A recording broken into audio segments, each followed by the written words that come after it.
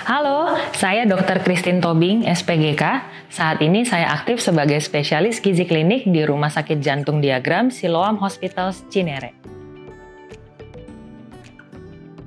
Oke, jadi keju dan yogurt itu memang sebaiknya disimpan di dalam kulkas atau suhu yang rendah.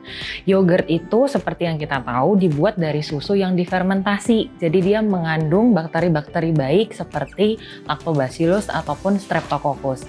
Nah, karena ada kandungan mikroorganisme inilah, maka sebaiknya disimpan di dalam kulkas dengan suhu 4 derajat Celcius.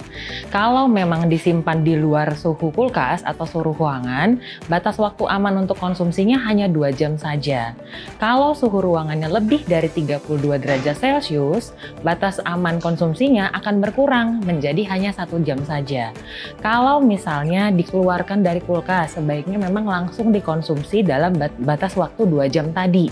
Kalau lebih dari 2 jam di suhu ruangan tidak langsung dikonsumsi, memang yogurt tidak akan menjadi langsung basi, tetapi cenderung rasanya akan lebih asam dan kandungan mikroorganismenya tadi akan mati dan fungsi daripada nutrisinya tadi akan hilang.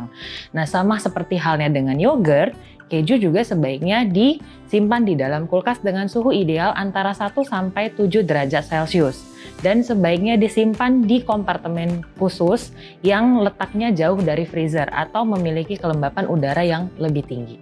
Produk susu memiliki kandungan nutrisi seperti protein, vitamin, mineral, serat, bahkan probiotik sehingga dapat kita campurkan untuk melengkapi kebutuhan nutrisi kita. Contohnya, misalnya bisa dicampurkan dengan buah-buahan untuk membentuk smoothies ataupun milkshake dan bisa dimasak atau dipanaskan bersamaan dengan pasta dan lain-lain. Jadi dapat dikonsumsi secara langsung ataupun dicampur atau dimasak. Tetapi yang perlu diperhatikan yang pertama adalah porsinya, jangan berlebihan supaya tidak menimbulkan obesitas. Kemudian yang diperhatikan berikutnya, apabila dimasak atau dipanaskan, cukup gunakan api yang kecil dan tidak dimasak terlalu lama supaya kandungan nutrisinya tidak rusak. Bayi-bayi pada usia ini tidak bisa mencerna susu sebaik dia mencerna ASI. Namun, berbeda dengan susu, keju dan yogurt boleh diberikan pada bayi yang berusia kurang dari 12 bulan. Umumnya diberikan pada saat bayi terbiasa untuk mengunyah, yaitu sekitar usia 8-10 bulan. Dan ini juga harus dipertimbangkan kembali sesuai dengan kebutuhan bayi dan kondisi tubuhnya. Apabila keluarga bayi, contohnya orang tua atau saudara bayi, ada yang mengalami alergi atau intoleransi untuk produk-produk susu, sebaiknya tunda dahulu pemberian keju maupun yogurt. Satu hal yang perlu diingat, susu dan produk-produk susu seperti keju dan yogurt itu merupakan pelengkap atau pendukung makanan, terutama buat bayi, jadi bukan sebagai makanan utama. Nah, jika ingin ditambahkan, sebaiknya konsumsi secara langsung, jadi tidak dimasak terlebih dahulu. Tujuannya supaya kandungan nutrisinya tidak banyak yang hilang ataupun rusak. Tetapi kalau memang harus dimasak atau dipanaskan, gunakanlah api yang kecil dan jangan dimasak terlalu lama. Selain itu, baca kembali informasi nilai gizi yang ada pada kemasan susu maupun produk susu lainnya.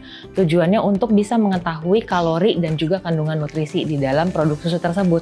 Untuk mengetahui kandungan nutrisi dan kalori di dalam produk itu. Kemudian, hindari juga produk-produk susu yang mengandung pemanis dan juga pewarna buatan, pengental, dan yang tinggi sirup jagung fruktosa. Minum susu pada malam hari memang bisa membantu kita tidur menjadi lebih nyenyak. Ini dikarenakan susu mengandung triptofan dan hormon melatonin.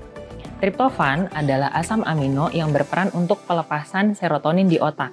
Nah, serotonin ini berfungsi untuk mengatur mood dan suasana hati kita, sehingga kita menjadi lebih rileks, lebih tenang, dan memicu rasa kantuk. Sedangkan melatonin adalah hormon yang berfungsi untuk mengatur siklus tidur kita atau jam tidur dan jam bangun kita. Nah, terkait dengan penyerapan nutrisi, sebenarnya tidak ada waktu khusus untuk mengkonsumsi susu. Jadi boleh diminum pada saat pagi maupun malam hari. Tetapi, dengan minum susu sebelum tidur bisa membantu kita lebih bertenaga pada saat keesokan harinya. Hal ini dikarenakan kandungan nutrisi yang diserap pada malam hari itu akan disimpan dan dijadikan cadangan energi pada saat kita bangun keesokan harinya untuk beraktivitas.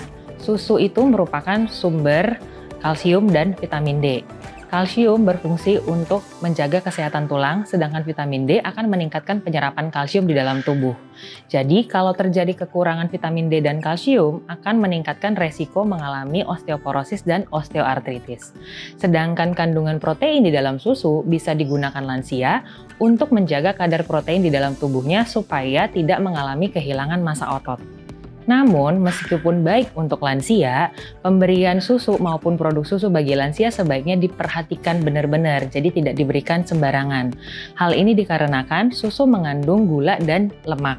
Jadi sebaiknya pilihlah produk susu yang tidak mengandung tinggi gula dan tinggi lemak. Mengenai porsi, sebenarnya tidak ada ketentuan khusus jumlah susu yang dapat dikonsumsi oleh lansia.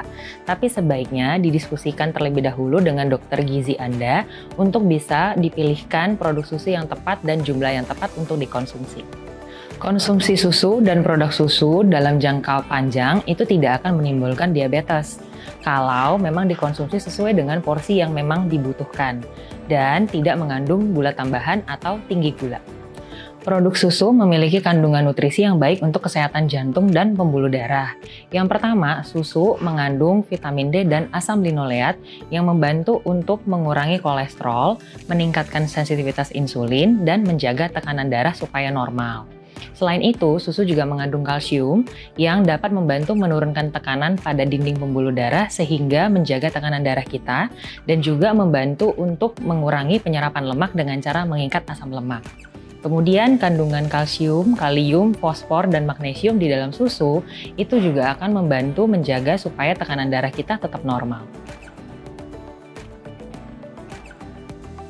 Terima kasih telah menyaksikan Greenfields Ask the Expert.